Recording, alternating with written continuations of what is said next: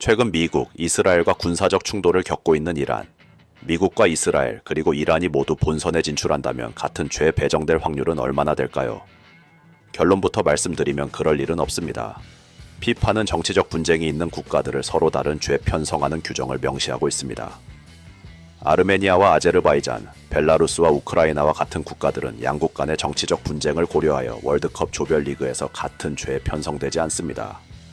이러한 규정은 피파가 스포츠의 정치적 중립성을 표방하면서도 실제로는 특정 국가 간의 심각한 국제 관계를 고려하여 잠재적인 갈등을 회피하려는 실용적인 접근 방식을 취하고 있음을 보여주죠. 피파는 경기 외적인 논란이나 안전 문제를 방지하고 대회의 원활한 진행을 위해 세 국가를 의도적으로 다른 죄에 배정할 것으로 예상됩니다. 다만 토너먼트에 진출한다면 서로 만날 확률이 높은데요. 이 경우 경기장 보안에 신경을 쓴다거나 북중미 월드컵에선 미국 바깥 중립구장에서 경기를 치르게 될 것입니다.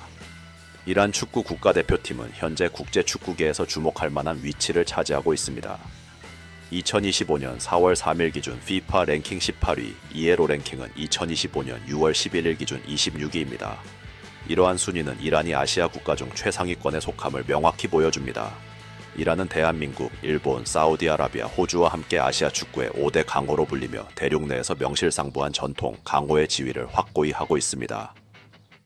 이는 단순히 우수한 선수 몇몇에 의존하는 것이 아니라 전반적인 축구 시스템이 견고하게 구축되어 있음을 나타냅니다.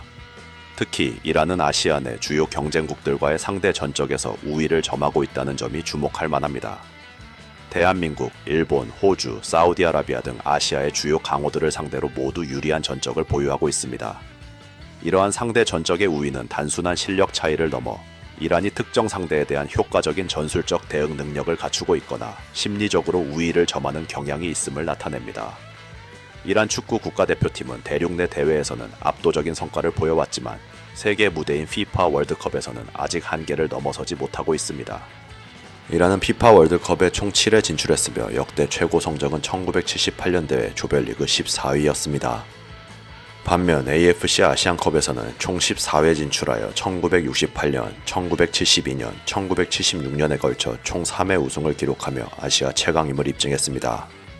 또한 아시안게임에서도 1974년, 1990년, 1998년에 걸쳐 3회 우승을 차지한 바 있습니다. 이러한 기록은 이란 축구의 대륙 내 성공과 세계 무대에서의 한계가 명확하게 대비됨을 보여줍니다. 이란은 과거 1996년 AFC 아시안컵에서 대한민국 대표팀을 6대2로 대파하며 국내 축구 팬들에게 깊은 인상을 남기기도 했습니다. 또한 1998년 월드컵 당시에는 아시아 국가 중 가장 많은 유럽 리거를 보유하며 일찍이 선수들의 해외 진출을 통해 경쟁력을 강화해왔음을 보여주었습니다. 이란 축구 국가대표팀은 2026년 FIFA 북중미 월드컵 본선 진출을 조기에 확정하며 그들의 강력한 전력을 다시 한번 입증했습니다. 일본, 뉴질랜드에 이어 전 세계에서 세 번째로 본선 진출을 확정한 이란. 3차 예선에서도 이란은 A조의 최강자로 평가받으며 그 평가에 걸맞는 성과를 기록했습니다. 최종적으로 7승 2무 1패, 11득점 0실점, 골득실 플러스 11, 승점 23점으로 조 1위를 차지하며 본선 진출을 확정했습니다. 이 과정에서 이란은 우즈베키스탄과 2차례 무승부를 기록했고 카타르에게는 1차례 패배를 기록했습니다. 그 외의 경기에서는 모두 승리하며 강력한 모습을 보여주었죠. 특히 아랍에미레이트와의 경기에서는 1대0, 2대0으로 승리했고 북한을 상대로는 3대0, 3대2 승리를 거두었습니다. 키르기스스탄과의 경기에서도 1대0, 3대2 승리를 기록했습니다. 이러한 성적은 이란이 아시아 지역 예선에서 꾸준히 상위권을 유지하며 본선 진출에 성공하는 저력을 보여주고 있음을 의미합니다. 이란 축구 국가대표팀은 유럽 주요 리그에서 활약하는 선수들을 다수 보유하고 있으며 이들이 팀의 핵심 전력을 구성합니다. 메흐디 타레미는 팀의 주장이자 핵심 공격수로 포르투갈의 FC 포르투를 거쳐 현재 이탈리아 세리에 A의 인터밀란 소속입니다. 2-4-2 시즌에는 세리에 A 26경기에서 1골 2도움, 공식전 43경기에서 3골 7도움을 기록하며 팀의 공격을 이끌었습니다. 그는 2022년 월드컵에서 2골을 기록하며 이란의 월드컵 최다 득점자로 이름을 올렸고 다재다능한 공격수로 평가받습니다. 사르다르 아즈무는 이탈리아 AS 로마 소속으로 65경기에서 41골을 기록하며 뛰어난 득점력을 자랑합니다. 타레미와 함께 이란 공격의 핵심 축을 담당하고 있죠. 알리레자 자한바크시는 네덜란드 페에노르트 소속의 부주장으로 64경기에서 13골을 기록하며 공격형 미드필더로서의 역할을 수행합니다. 아마드 누롤라이는 수비진을 보호하고 공격을 시작하는 핵심 자원으로 볼이 없을 때는 전투적이고 볼을 가졌을 때는 침착한 플레이를 보여줍니다. 강력하고 정확한 중거리 슛 능력을 보여주고 있으며 아시아 예선에서 3골을 기록했습니다. 이처럼 이란 대표팀의 유럽파 선수들이 다수 포진되어 있다는 점은 팀 전력에 긍정적인 영향을 미칩니다. 타레미와 아즈문과 같은 핵심 공격수들이 유럽 빅리그에서 뛰면서 얻는 높은 수준의 전술적 이해도와 개인 기량은 팀의 전체적인 수준을 끌어올립니다. 이러한 경쟁적인 환경에서의 경험은 선수들이 월드컵과 같은 큰 무대에서 압박감 속에서도 침착함을 유지하고 복잡한 전술을 실행하는 데 큰 도움이 될 것입니다. 이란 축구 국가대표팀은 현재 아미르 갈레노에이 감독이 이끌고 있습니다. 그는 이란 리그에서 명문팀들을 두루 맡으며 잔뼈가 굵은 감독으로 평가받습니다.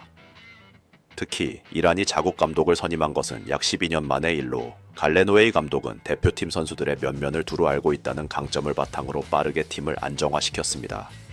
그는 부임 직후 러시아, 케냐와의 2연전을 1승 1무로 마무리한 것을 시작으로 2023년에 열린 11회 A매치에서 9승 2무라는 무패 기록을 달성하며 성공적인 출발을 알렸습니다.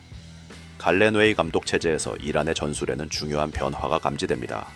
과거 카를로스 케이로스 전 감독 시절에 이란은 늪축구라는 별명이 붙을 정도로 질식 수비와 실용주의적 축구를 구사했습니다.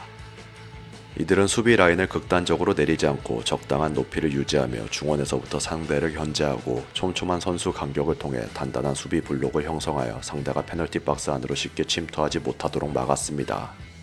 그러나 갈레노의 감독 하에서는 과거의 질식 수비 대신 확실한 패스와 골 결정력을 무기로 한 공격 지향적 플레이 스타일이 두드러지고 있습니다. 이러한 전술 변화는 이란 팀의 전술적 스펙트럼을 넓히고 다양한 상대에 대한 대응력을 향상시키는 결과를 가져왔습니다.